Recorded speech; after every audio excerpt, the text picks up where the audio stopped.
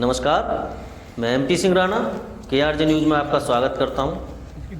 आज हम बात करेंगे एक ऐसे समाचार की जो आपको भी झकझोर देगा। ऐसा कार्य जो नज़रें झुकाने के लिए मजबूर करता है, क्योंकि मानव जाति को सबसे ज़्यादा ज्ञानी माना जाता है, बुद्धिजीवी माना जाता है, लेकिन आज इस समाज में ऐसे बहसी दरिंदे उत्पन्न हो गए हैं कि वो शर्मसार पूरे समाज को करते हैं।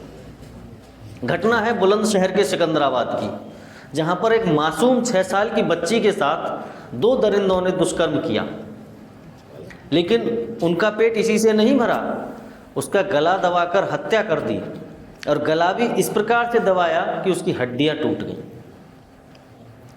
उसके बाद उन्होंने ऊपर से ही उसके शव को नीचे फेंक दिया जिससे पता ना लगे, लेकिन किसी अन्य व्यक्ति ने फेंकते हुए उनको देख लिया, जिससे सूचना उसके परिवार को दी गई।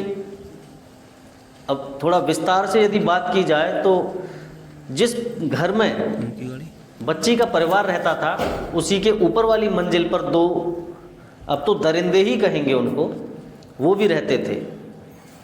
बच्ची के परिवार को नहीं पता था कि हमारे पास में रहने वाले इतनी गंदी सोच के, इतनी गंदी प्रवृत्ति के लोग हैं कि वो ऐसी घटना को अंजाम देंगे। बहला फुसलाकर उस मासूम बच्ची को अपने पास ले जाते हैं, उसके साथ में दुष्कर्म करते हैं, फिर उसकी हत्या करके सबको फेंक देते हैं। हालांकि सिकंदराबाद पुलिस ने एक सराहनीय कार्य किया। सूचना के बाद कुछ समय बाद ही दोनों दरिंदों को मुठभेड़ में पकड़ लिया। दोनों के पैर में गोली लगी है। लोगों में इस घटना के बाद उनके प्रति बड़ा आक्रोश है कि ऐसे दरिंदों को केवल पकड़ना नहीं, मुठभेड़ पूरी होनी चाहिए। और मुठभेड़ का जो इंग्लिश में बोलते हैं एनकाउंटर उनका पूर्ण मांगने की लोग कह रहे हैं, क्योंकि उन्होंने ऐसा काम किया है जो एक अक्षम्य अपराध है। हालांकि कानूनन भी हमारे यहाँ इसमें फांसी की सज़ा है, लेकिन वो बहुत लंबी प्रक्रिया होती है।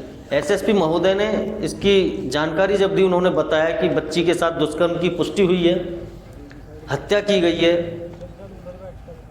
फास्ट ट्रैक कोर्ट में इनका केस चलेगा।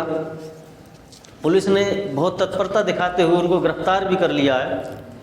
वो घायल अवस्था में हैं, लेकिन विचार ये है कि ऐसा कार्य करने वाले व्यक्ति कैसे जिंदा हैं। KRJ न्यूज़ कभी भी किसी हिंसा का समर्थक नहीं है, लेकिन राक्षस प्रवृत्ति के लोगों को समाप्त करना भी समाज की ही जिम्मेदारी है। हमारे देवी देवता भी वध करते थे। वध में और हत्या में, दोनों में अंतर है। जो राक्षस प्रवृत्ति के लोग हैं उनको देवताओं को निपटाना पड़ता है, उसको वध कहते हैं। और यदि किसी अच्छे व्यक्ति की हत्या होती है तो वो हत्या की ही श्रेणी में आती है।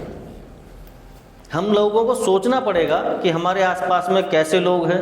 यदि किसी की सोच विचार गंदे हैं तो उससे दूरी बनाएं, उसके पास अपने बच्चों को भी ना जाने दें, और उनको वहाँ से दूर भगाने का प्रयास करें, क्योंकि ये लोग पूरे समाज में विकृति मनोवृत्ति के लोग हैं, विकृति फैलाते हैं, कुरीति फैलाते हैं, समाज को शर्मसार करते हैं। हमारे हिसाब से इनको जीने का अधिकार नहीं है। बाकी न्यायालय जो करता है वो सर्वमान्य रहता है, मानना पड़ता है, क्योंकि हमारे यहाँ अपराधी को भी मुफ्त में वकील की सुविधा मिलती है। संविधान ने उनको अधिकार दिया है। इस मामले में 2 आरोपी, जिनका नाम पता भी होना चाहिए क्योंकि उनका भविष्य है, वो भविष्य गर्त में जाना चाहिए, ये हम भी मांग करते हैं।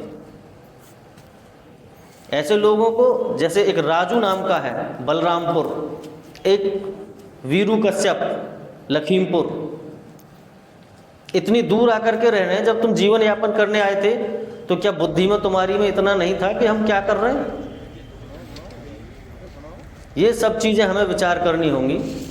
पुलिस का सराहनीय कार्य है, इसके लिए हम पुलिस को धन्यवाद देते हैं, लेकिन थोड़ी और कठोर यदि अपनाते वो प्रक्रिया तो शायद दोबारा ऐसे लोग उत्पन्न ना हों।